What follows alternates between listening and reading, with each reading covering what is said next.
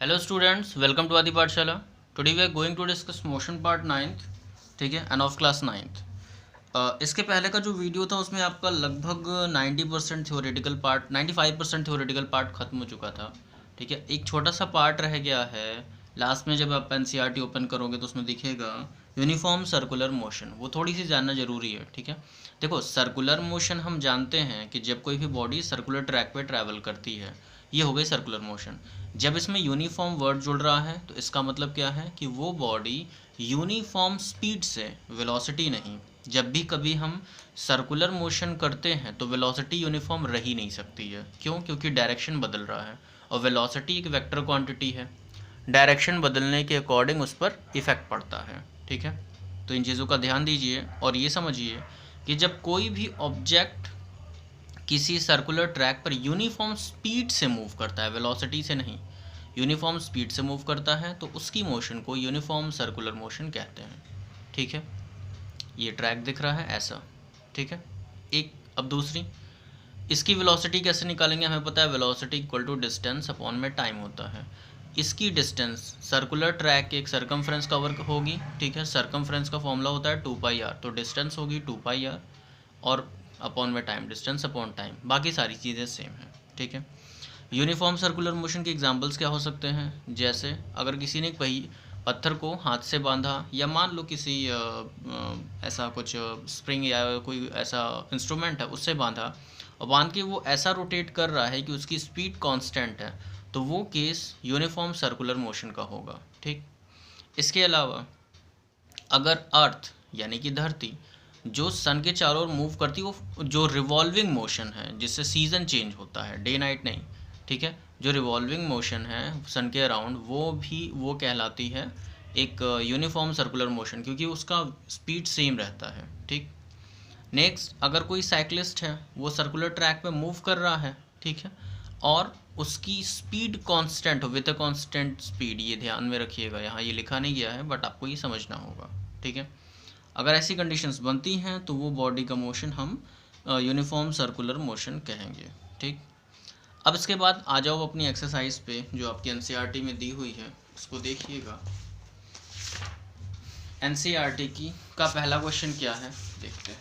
यहाँ से ये चैप्टर मतलब थ्योरेटिकल पोर्शन पूरा खत्म होता है, प्रूफ्स कॉन्सेप्ट्स खत्म होते हैं, अब उनका हमें यूज़ करना है। देखो यहाँ क्या लिखा है, एक एथलीट है जो एक सर्कुलर ट्रैक को कवर करता है जिसका डायमीटर 200 मीटर है और 40 सेकंड में एक राउंड कवर कर रहा है। ठीक है, what will be the distance covered and the displacement at the end of 2 minutes and 20 seconds. ठीक है, 2 मिनट 20 सेकंड बाद वो रन कर रहा है, करता जा रहा है 2 मिनट 20 सेकंड तक उसने रन किया। ठीक है, अब आपको बताना है कि उसका डिस्टेंस कितना होगा और डिस्प्लेसमेंट कितना होगा। ठीक, देखो आई होप कि क्वेश्चन समझ में आ गया हो।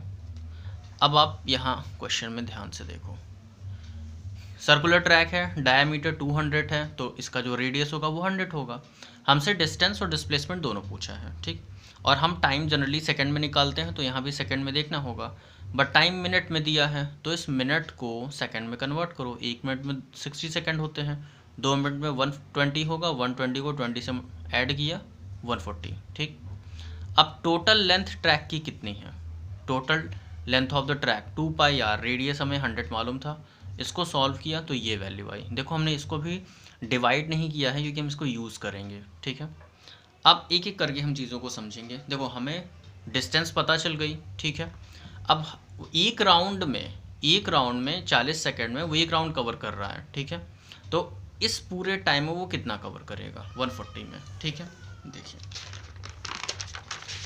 यहाँ पर हमें एक चीज़ और पता करनी होगी कि उसकी स्पीड क्या है, किस स्पीड से चल रहा है। ठीक है, जब भी यहाँ आप स्पीड पता करोगे तो स्पीड का फॉर्म, अब सर्कुलर ट्रैक पे मूव कर रहा है तो क्या होगा? 2πr/t, अभी जस्ट देखा था। ठीक है, तो पहले 40 सेकंड में देखो कि उसकी स्पीड क्या है। डिस्टेंस इक्वल टू होता है स्पीड इनटू टाइम। ठीक है, speed into time, distance equal to होता है, और हमें यहाँ पर क्या निकालना है? स्पीड निकालनी है, तो डिस्टेंस अपॉन में टाइम 40 सेकंड के लिए निकालेंगे पहले, फिर बाकी के टाइम से मल्टीप्लाई करेंगे। तो 2πr की जस्ट वैल्यू पहले अभी देखी थी हमने कि इतनी आ रही थी। ठीक है, ये देखो यहाँ पर 4400 अपॉन में 7। ठीक है, एंड टाइम जो था वो 40 था, तो इसे सॉल्व करो तो अपॉन में 40 यहाँ पे ऐड हो जाएगा, सॉरी ऐड नहीं, मतलब ये मल्टीप्लाई हो जाएगा, ठीक है। अब इसके बाद ये भी अभी सॉल्व मत करो, ठीक है, क्योंकि इन एक्सप्रेशंस का हमें यूज़ करना है। बेवजह में यहाँ में डेसिमल में कुछ आएगा, फिर उसको अभी आप इंटरमीडिएट स्टेप्स पर हो, फाइनल डिस्टेंस और डिस्प्लेसमेंट हमें अभी निकालना है, ठीक है। अब देखिए, जब भी डिस्टेंस उसने कवर करी 140 सेकेंड में कितनी कवर करी होगी, velocity speed into time. Speed कितनी थी भाई, स्पीड अभी यहाँ से निकाली थी this 440 upon this, and time कितना था 140 सेकेंड। इसको अब प्रॉपर कट करो, 0 से 0 कैंसिल, मल्टीप्लाई करो, सॉल्व करोगे तो वैल्यू आ जाएगी 2200 मीटर, इतना आ रहा है, ठीक है। अब हमें डिस्प्लेसमेंट देखना होगा। डिस्प्लेसमेंट की अगर आप ध्यान से देखो बात, तो बॉडी डिस्प्लेस कर कैसे रही है, बॉडी ऐसे रोटेट कर, सॉरी रिवॉल्व कर रही है और यहाँ पे आ रही है। तो आप ऐसे समझो, मोटे तौर पे समझते हैं पहले, जैसे उसने 140 सेकंड तक वो दौड़ा, पहले 40 सेकंड में आया तो ज़ीरो हो जाएगा डिस्प्लेसमेंट, क्योंकि डिस्प्लेसमेंट क्या है, अगर एक बॉडी का इनिशियल और फाइनल पोजीशन के बीच का गैप ज़ीरो है तो उसका डिस्प्लेसमेंट ज़ीरो हो जाएगा। तो 40 सेकंड में यहाँ गया, पहला राउंड 40 सेकंड का, तो हमें देखना है कि राउंड कितने हो रहे हैं, कितने राउंड हो रहे हैं। तो देखो एक सेकंड, यस, हाँ, एक राउंड 40 सेकंड का हो रहा है, ठीक है। तो 40 सेकंड से इसको डिवाइड करते हैं, देखते हैं कि कितना राउंड कवर कर रहा है। तो हमने देखा 3 राउंड और 20 सेकंड एक्स्ट्रा बच रहे हैं, यानी 3 राउंड तक तो उसका डिस्प्लेसमेंट ज़ीरो कंसीडर किया जाएगा, बचा 20 सेकंड। तुम देख रहे हो कि 40 सेकंड में बॉडी पूरा राउंड मूव कर जा रही है, तो 20 सेकंड वो यहाँ से यहाँ तक मूव करेगी। अब आप बोलोगे कि सर 2 पाई आर फुल था, तो हाफ उसने कवर किया होगा पाई आर, ठीक है, बट उसने पाई आर नहीं कवर किया है। उसने, हमें डिस्प्लेसमेंट क्या होती है, डिस्प्लेसमेंट होती है shortest distance between 2 points, initial and final. तो यहाँ से यहाँ तक 20 सेकंड तक, चाहे यहाँ से ऐसे गया हो तो ये लेंथ नहीं कवर करेंगे, शॉर्टेस्ट कवर करेंगे, और वो होगी 200 मीटर। तो उसका जो डिस्प्लेसमेंट होगा, एक्चुअल डिस्प्लेसमेंट, वो होगा केवल 200 मीटर, ठीक है। ये स्टेटमेंट ऐसे लिखोगे तब आपको एग्जाम में नंबर मिलेगा, ठीक है।